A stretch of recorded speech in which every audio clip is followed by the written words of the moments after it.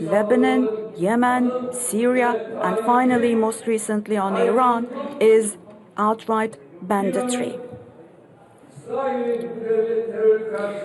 The measures taken by Iran to defend its people in the face of this state terrorism of Israel within the framework of self-defense are measures which are quite natural, legitimate, and legal.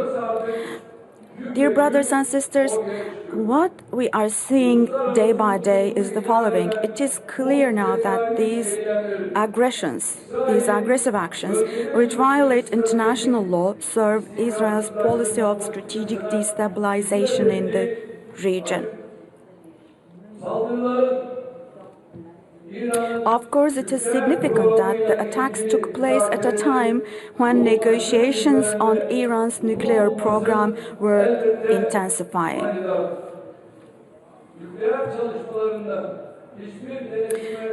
Israel is not subject to any control or audit for its nuclear activities and does not care about anyone in terms of transparency. So it is a great hypocrisy for them to talk against the parties to the Treaty on the Non-Proliferation of Nuclear Weapons.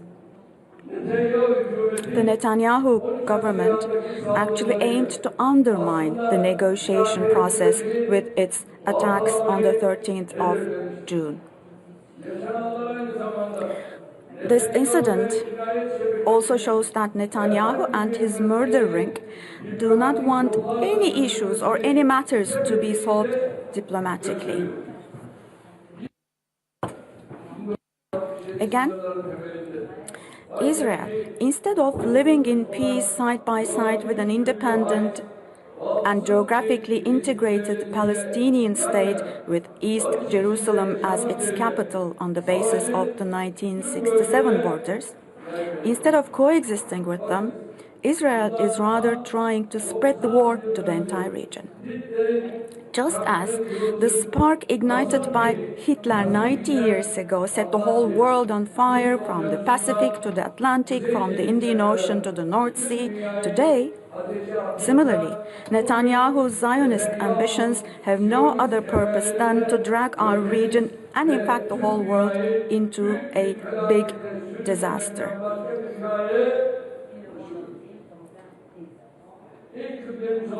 Targeting the sanctity of Masjid-i-Aqsa, our first Qibla, attempting to hijack the historical status of Al-Quds al-Sharif. Now, these are intentions to divide our region with some maps in mind. And these even now being talked about in the public. We see all of these as moves of an insidious plan. We are, in fact, well aware of what Netanyahu wants to do. Those who think that they can establish their security by drowning the region in fire, in conflict, chaos, and in tears are following a crude dream. Israel cannot ensure its own security by threatening the security of its own neighbors. They will gradually see that things may not go as planned. Israel's claim that it will establish order in our region with its bloody hands reveals the blindness and darkness of those who govern that country.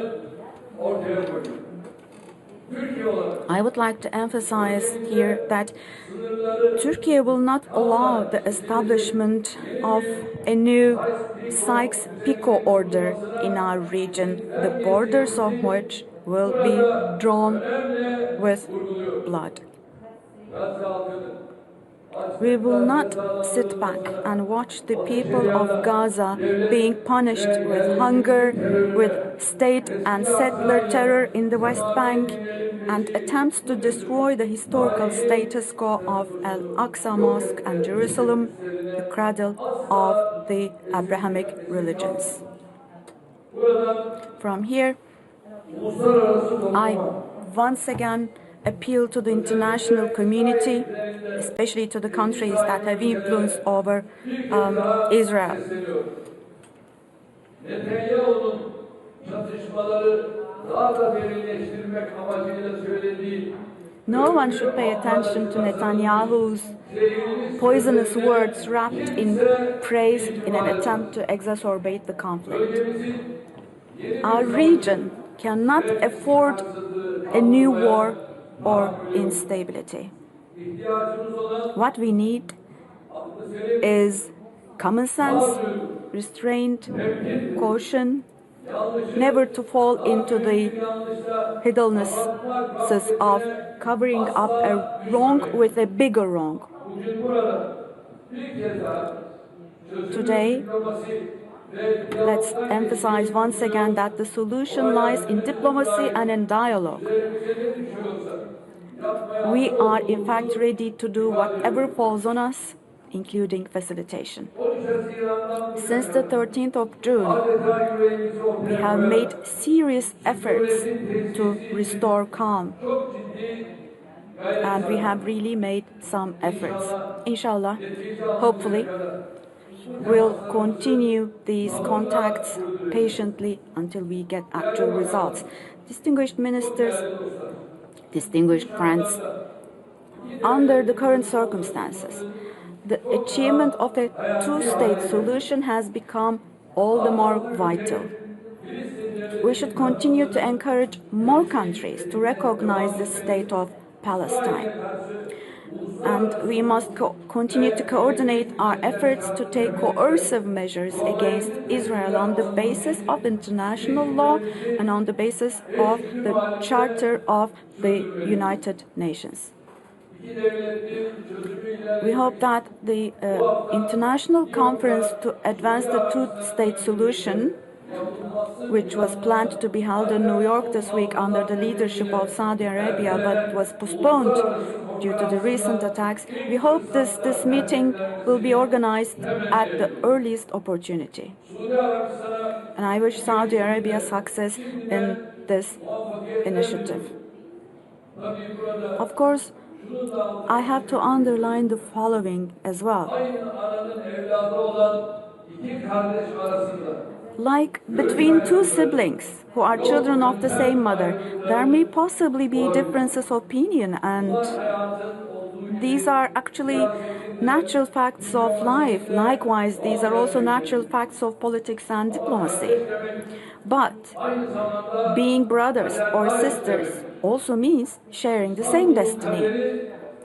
For example, the fate of Istanbul is not separate from the fate of Damascus or the fate of Baghdad, that of Cairo, Sana'a, the fate of Islamabad, for example, or that of Kabul, Tripoli, Tehran, the fate of Mecca and Medina, and of course the fate of Jerusalem and Gaza. These fates are not different. Turks, Kurds, Arabs, Persians, Sunni, Shiite, Alawite, African, Asian, Latin American, and all other sects and origins, as well as Muslims, have a common faith, just as we all have a common Qibla. Each and every one of us, we all say, La ilaha illallah Muhammadun Rasulullah. And when it comes to our common cause or causes or our common interests, it is our duty to put aside our differences, and it's our duty to get united. We cannot possibly allow the differences between us, the attitude differences between us, to be a hindrance to us, particularly in this current critical period that we are going through. And recently, we have seen that balances, politics, fragile relations may not always yield results. In this event, in this meeting of our organization, and our organization, by the way, represents the voice and conscience of the Ummah. In this meeting, we need to clearly announce our position, our stance against Israel's policies that have turned the entire region into a place of fire. Today, we need to hold on to each other tighter, to tighten our ranks even more, to expand our boundaries of tolerance towards one another even more. That's what we need. Resul-i Ekrem Efendimizin We should take the following command of Rasul-i Ekrem, the Holy Prophet Muhammad, as our guide. He said the following, quote, 2 is better than 1, 3 is better than 2, 4 is better than 3. evet, bilhassa Get into an alliance, unquote, he said. Yes, we sincerely wish to reach the days when our Palestinian brothers and sisters will eventually achieve national unity among themselves. burada olduğu gibi hepimiz Filistin halkı için seferber And it saddens us to see division and fragmentation among our brothers and sisters, while we are all mobilized for the Palestinian people as we are here today. It is our sincere desire to pledge to unity and solidarity, whatever it is, regardless, against separation, against polarization.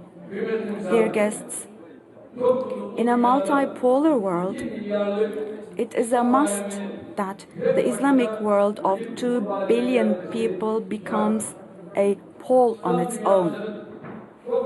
We are on the eve of a period in which the Islamic world will play a much greater role, but at the same time will assume more responsibility.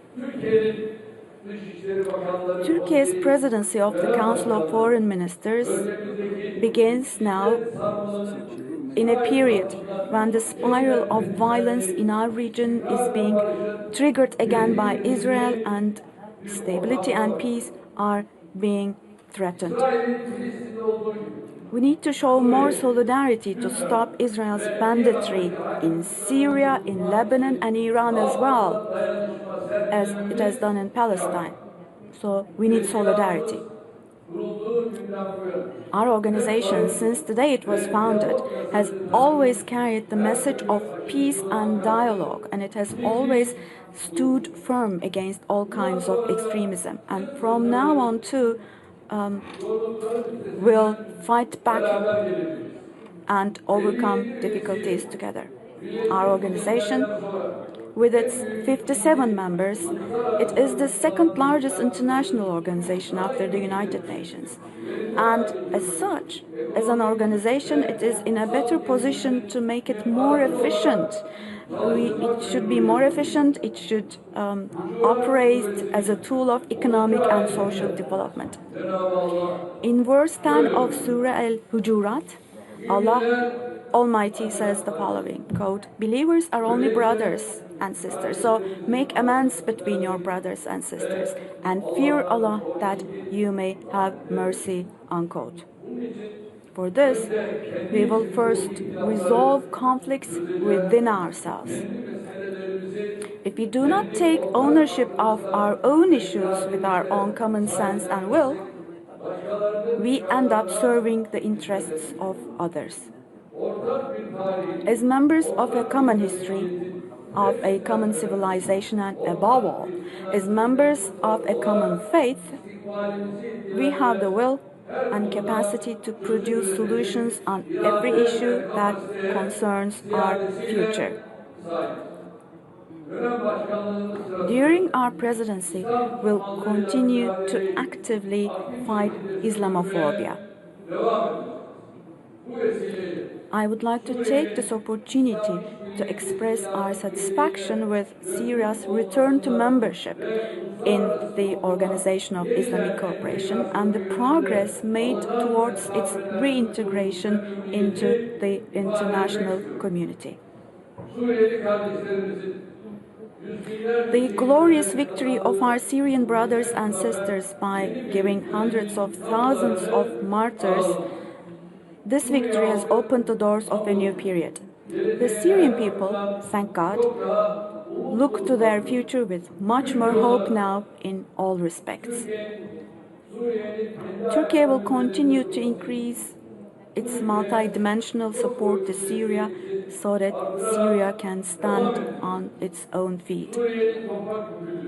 Syria needs the support of all of us, meaning the entire Islamic world, in order to preserve its territorial integrity and its national unity, and in order to achieve lasting stability. I do sincerely believe that all member countries of our organization will make the necessary contribution to Syria in this regard. Furthermore, we should always pay close attention to the problems of Muslim minorities and communities. They act actually as a strong bridge between the countries of the Organization of Islamic Cooperation and other countries. So we should be in unwavering solidarity with Muslim communities in other countries. In this regard, we attach importance to the attitude and decisions taken by our organization so far. Another important point is, my dear brothers and sisters, is the following.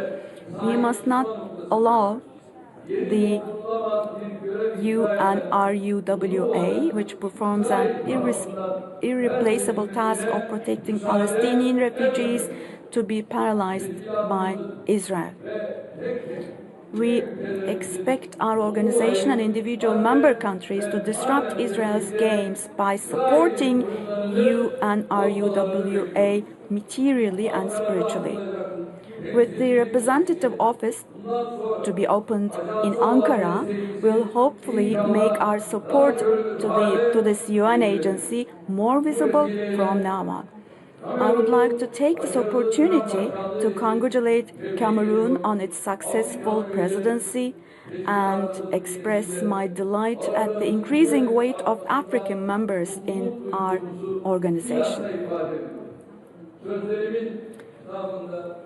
Before I conclude my remarks, I hope that the 51st meeting of the Council of Foreign Ministers of the Organization of Islamic Cooperation will prove to be fruitful and beneficial for the Islamic world and for the entire humanity.